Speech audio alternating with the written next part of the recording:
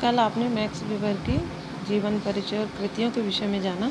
अब आज हम मैक्स वेबर के सामाजिक सिद्धांत, सामाजिक क्रिया के सिद्धांत को पढ़ेंगे। मैक्स वेबर प्रसिद्ध राजनीतिक, आर्थिक और सामाजिक विचारक थे, जिन्होंने सर्वप्रथम सामाजिक क्रिया को समाजशास्त्र की केंद्रीय अध्ययन विषय वस्तु माना। मैक्स वेबर ने सामाजिक क्रिया की परिभाषित करते हुए कहा कि समाजशास्त्र वह विज्ञान है जो सामाजिक क्रिया का अर्थपूर्ण बोध कराने का प्रयत्न करता है, जिसमें इसकी गतिविधि तथा परिणामों की कारण सहित व्याख्या हो सके। मैक्स वेबर से पूर्व सामाजिक क्रिया के बारे में सर्वप्रथम विचार व्यक्त अल्फ्रेड मार्शल ने किया, फिर पैरेटो ने किया और उसके बाद मैक्स वेबर का नाम आता है। लेकिन मैक्स वेबर ने सामाजिक क्रियाओं के अध्ययन में तार्किकता को प्रमुख स्थान दिया। यहाँ हम सामाजिक क्रिया समझने से पहले क्रिया और व्यवहार के भेद को जानना चाहिए। क्रिया, अंत्यक्रिया और सामाजिक क्रिया। क्रिया आप सभी जानते हैं, मानव के द्वारा किया जाने वाला कोई भी कार्य, बोलना, खाना, पीना, पहनना, उड़ना, चलना, फिरना, सब क्रिया के अंतर्गत आते हैं जो व्यक्ति अकेले कर सकता है। दूसरा है अंत्यक्रिया। अंत्यक्रिया आपने जब प्रथम बार समाजशास्त्र को पढ़ा तो समाजशास्त्र अंत्यक्रिया के अध्ययन के बिना समझ में नहीं आता है। तो आपने पहले ही पढ़ा होगा कि अंत्यक्रिया क्या है, दो या दो से अधिक व्यक्तियों के मध्य की जाने वाली क्रिया। लेकिन वो तब अंत्यक्रिया कहलाएगी जब हमारी आवश्यकता के अनुसार सामने वाला व्यक्ति हमारी उत्तेजना और आवश्यकता को महसूस करे। यानी दो या दो से अधिक व्यक्तियों के मध्य किया जाने वाली वो क्रिया जो जागरूक होकर की जाए। जैसे आप क्लास में बैठे हैं और आपका पेन की स्याही ख़त्म हो गई है, पेन नहीं चल पा रहा है या आपके पास नहीं है, तो आपने दूसरे साथी से लिखने के लिए पेन मांगा। उसने कोई जवाब नहीं दिया, ना हाँ में ना ना में, तो कोई अंत्यक्रिया नहीं होगी। और जब उसने आपको कहा कि मेरे पास नहीं है या आपको काम करने के लिए दिया, तो अंत्यक्रिया होगी। अर्थात अंत्यक्रिया के परिणाम स्वरूप सामाजिक संबंधों की स्थापना होती है।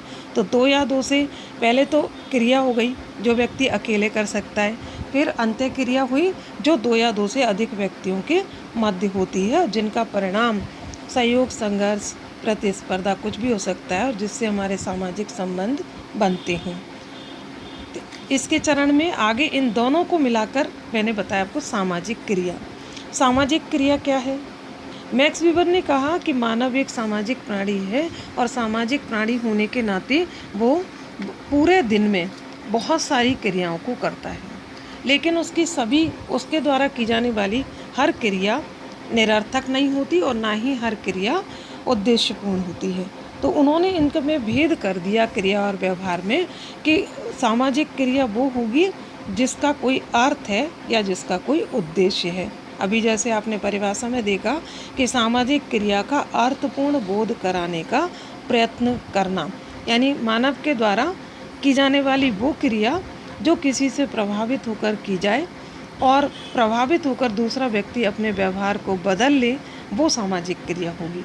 मैक्स वेबर ने भी इसको परिभाषित किया कि किसी क्रिया को सामाजिक क्रिया तब मानेंगे जब इस क्रिया को करने वाले व्यक्ति या व्यक्तियों द्वारा लगाए गए व्यक्तिनिष्ठ अर्थ के कारण वह क्रिया दूसरे व्यक्तियों के व्यवहार द्वारा प्रभावित हो और उसी के अनुसार उसकी गतिविधि निर्धारित हो। अर्थात दो या दो से अधिक व्यक्तियों का होना, एक दूसरे से प्रभावित होना और प्रभावित होकर अपने व्यवहार को भी प्रभावित करना, यानी उस व्यवहार का व्यक्ति क्या अर्थ लगाता है उस दृष्टिकोण से सामाजिक क्रिया कहलाएगी।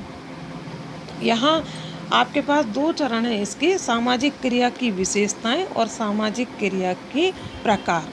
तो पहले हम यहाँ सामाजिक क्रिया की विशेषताएं जानेंगे। बच्चों, एक बात बहुत महत्वपूर्ण है जानने के लिए कि ये जो सामाजिक क्रिया आप पढ़ रहे हैं, इसमें जो चाहे प्रकार हों या विशेषताएं हों, जितने आप अच्छे से एग्जाम्पल देंगे तो आपका बहुत अच्छे आपको समझ में भी आएगा और आप करेंगे भी और आप अच्छे से बता भी पाएंगे, लिख भी पाएंगे। तो ये 4 पॉइंट आपने याद की। सामाजिक क्रिया की मैक्स वेबर ने 4 विशेषताएं बताई। पहली, सामाजिक क्रिया दूसरे व्यक्तियों के भूत, वर्तमान या भावी व्यवहार द्वारा प्रभावित हो सकती है।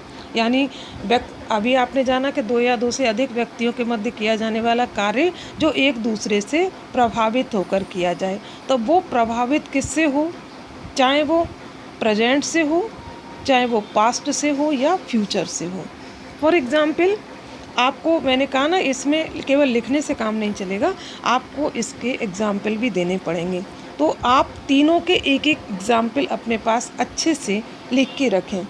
भूतकाल, जैसे बदला लेना, कोई किसी व्यक्ति ने किसी के साथ पहले कोई मारपीट की या उसको कोई नुकसान किया या उसे उसका कुछ छीना या उसे किसी तरीके का उसके या उसके किसी परिजन को परेशान किया, और समय मिलने पर, मौका मिलने पर वो उसको अब परेशान कर रहा है या मारपीट कर रहा है, तो व्यक्ति का व्यवहार भूतकाल से प्रभावित होगा।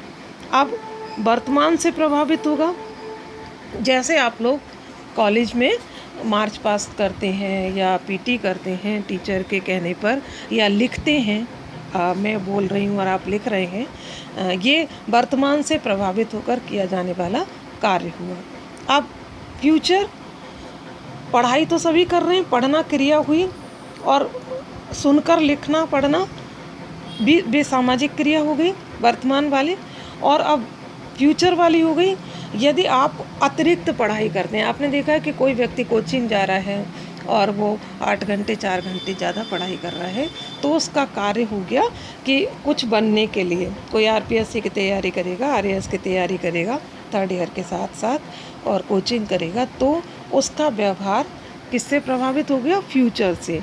यानी आईएएस बनने के लिए, आरएएस बनने के लिए, टीचर बनने के लिए जो व्यक्ति अतिरिक्त पढ़ाई कर रहा है, उसको हम क्या कहेंगे, फ्यूचर से प्रभावित। तो दो या दो से अधिक व्यक्तियों के मध्य किए जाने वाली वो क्रिया जो चाहे पास्ट से प्रभावित हो, चाहे प्रेजेंट से प्रभावित हो, या फ्यूचर से या भविष्य से प्रभावित हो। नेक्स्ट, प्रत्येक प्रकार की क्रिया सामाजिक क्रिया नहीं है।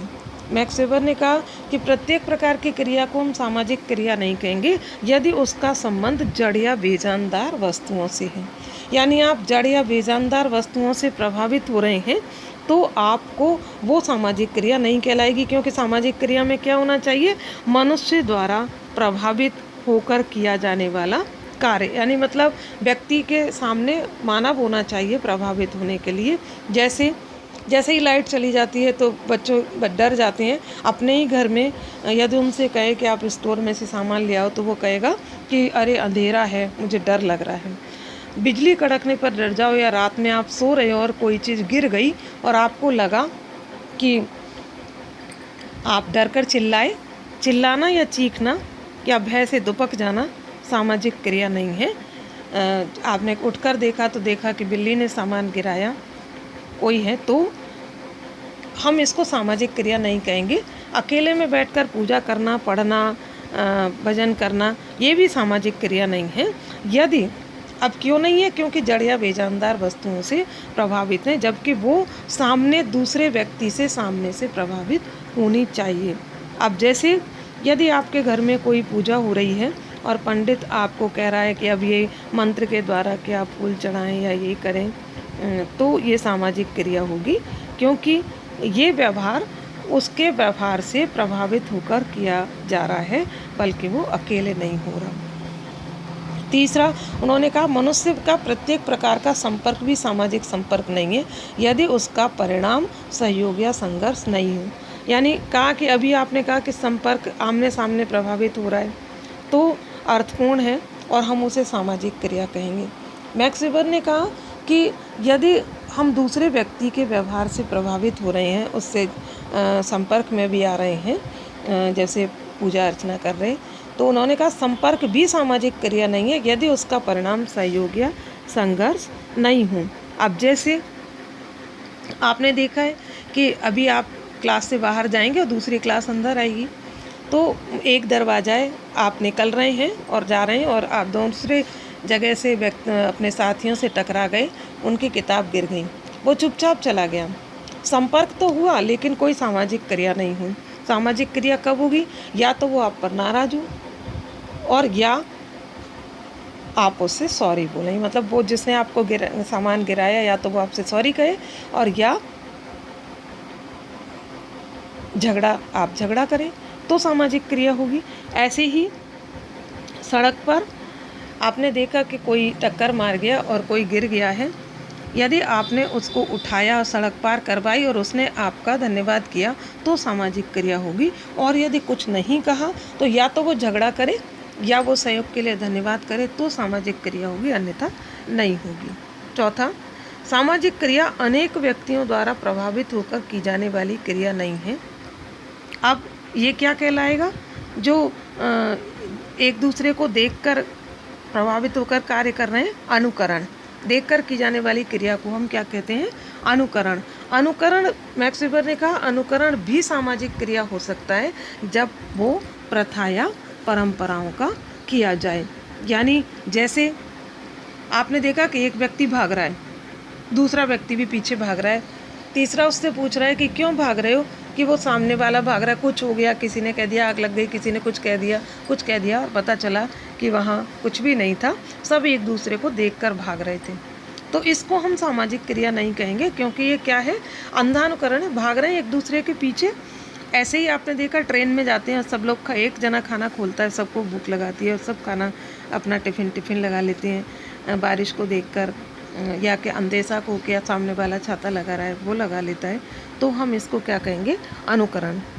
उन्होंने कहा सामाजिक क्रिया, अनुकरण भी सामाजिक क्रिया हो सकती है जब यदि प्रथा या परंपराओं का किया जाए, जैसे मृत्यु भोज या आदि करने वाली क्रिया। तो उन्होंने कहा, मैक्स वेबर ने, कि जब तक दूसरे व्यक्ति या व्यक्तियों की क्रिया से व्यक्ति अर्थपूर्ण रूप से प्रभावित नहीं हो तो हम उसे सामाजिक क्रिया नहीं कहेंगे। जैसे अध्यापक के द्वारा बताए जाने पर लिखना, शारीरिक शिक्षक के पीटीआई के द्वारा देखकर मार्च पास करना, योगा टीचर के द्वारा देखकर मार्च पास करना, वो अनुकरण सामाजिक क्रिया होगा। या किसी प्रथा या परंपरा का किया जाए वो सामाजिक क्रिया कहलाएगा। बाकी यदि अर्थपूर्ण ढंग से संबंधित नहीं है तो हम उसको सामाजिक क्रिया नहीं कहेंगे। एक आपको समझ में आ गया कि सामाजिक क्रिया क्या है? 2 या 2 से अधिक व्यक्ति होने चाहिए, उसका व्यवहार एक दूसरे से प्रभावित होना चाहिए और प्रभावित होकर वो अपने कार्य को परिवर्तित भी कर सकता है। यानी वेबर समाजशास्त्र को एक ऐसा विज्ञान मानते थे जो सामाजिक क्रिया की निर्वचनात्मक यानी व्याख्यात्मक बोध कराने का प्रयत्न करता है और उसमें कार्य कारण का संबंध होता है। ठीक है बच्चों, आपको समझ में आ गया होगा। और पिछले भी चैप्टर में दुर्खीम में आपको कोई समस्या है तो आप अपने क्वेश्चन डाल दें, जिससे आपका निराकरण हो जाएगा। कोई भी बात समझ में नहीं आ रही है, कल आपको हम इसके सामाजिक क्रिया के प्रकार बताएंगे। ठीक।